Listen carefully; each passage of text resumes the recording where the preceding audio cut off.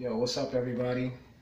I'm back as promised for the 1 week update. Really, it's 1 week and 1 day, but I just didn't have time to get this in yesterday. But got the 1 week update. I'm back at home, and as you can see, try to go over my head so everybody can see this. My scabs that I had after the procedure, I would say, are pretty much gone. Toward the temple areas and toward the front, I still have some scabbing up there, but I think toward the middle and toward the back, I think it's pretty much gone. So they say the scabs are supposed to be gone within like the first week or two, and this is like day 8 for me. So yeah, I think I'm on point as far as that goes. I feel not bad, but I definitely got some like tightness and itching in the donor area. See if everybody can see that there. This is my left side of the donor area, and then I go all the way to the back. You can see there in the back I kind of got like some scabs or some bumps going on in the back of my head, and that's probably my fault, because I was, man, I think on the 5th night, wow, I was itching so bad, man. I just couldn't stop scratching my head.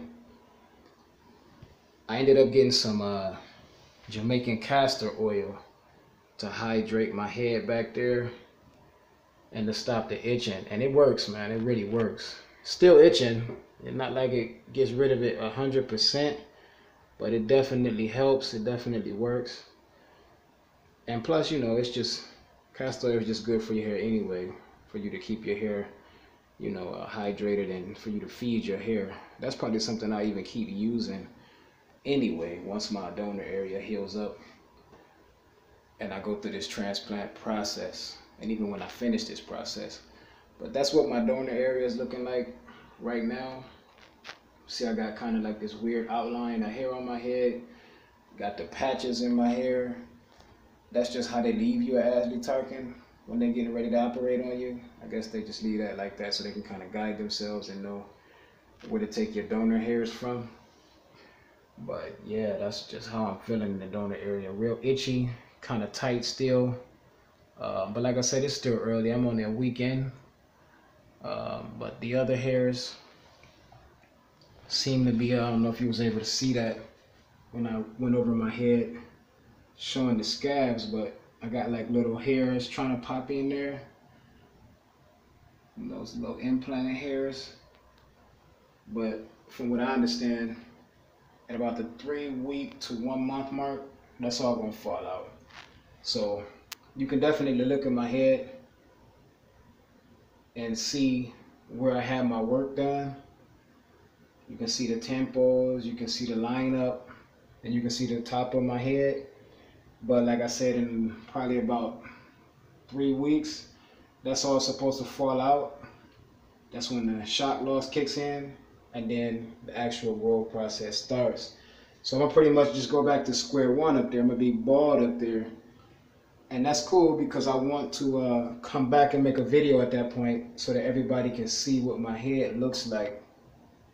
And then, you know, that way at the end of these 12 months, we'll have something to compare to. We'll have a true before and a true after. Because like I said, I'm going to be back to square one. I'm going to be bald from the front of my line all the way back to my crown. That's where I have my work done. So, you know, like I said, we'll get to really compare and contrast that with this video and the final video to see, you know, how much my head really improved over the next year. And then just a couple things I want to talk about, a couple obstacles that I ran into over this past week. Like I said, man, Saturday night, which was night 5 for me, my head was itching so bad. I had no itching, but when it came, it just came out of nowhere. And man, it was unbearable. I couldn't do it. I tried to just ignore it and lay down and go to sleep. It wasn't working. So what I had to do was I did put the I did put the castor oil on there, like I was telling everybody. But man, I just started scratching my donor area in the back of my head, and that's why I got the sores in the back of my head that I was showing before. Um, so I got some healing to do there. Fortunately enough, no infections or nothing, just kind of uncomfortable.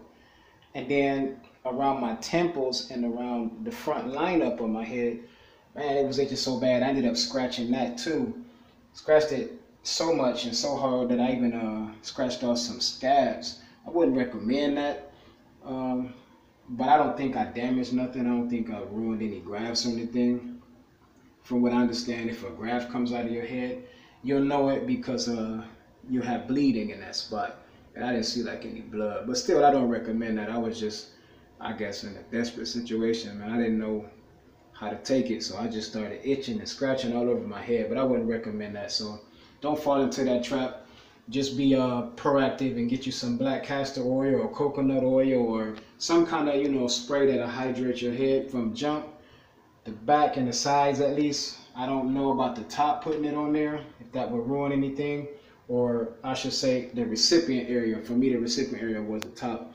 But if you have your recipient areas, you might not want to put any oils or anything on those areas. But like I said, the donor areas, you definitely can put some something to hydrate your skin on there.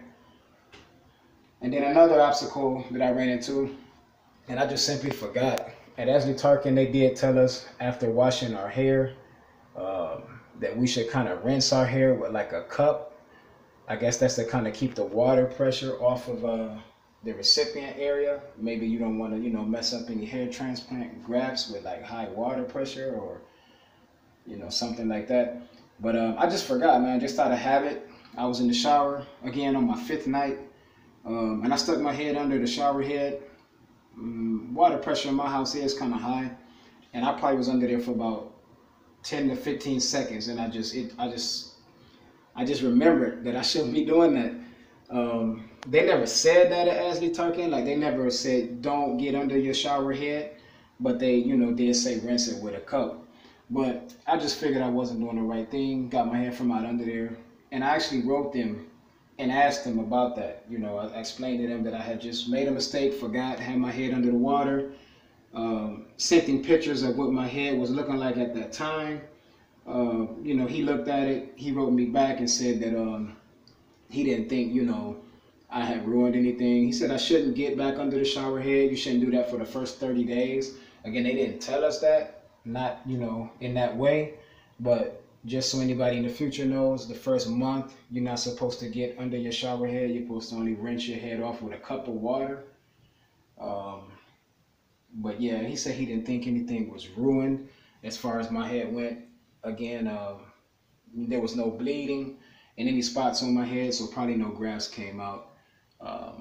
But I'm not really worried about it. I don't think I ruined anything. I don't think nothing is wrong.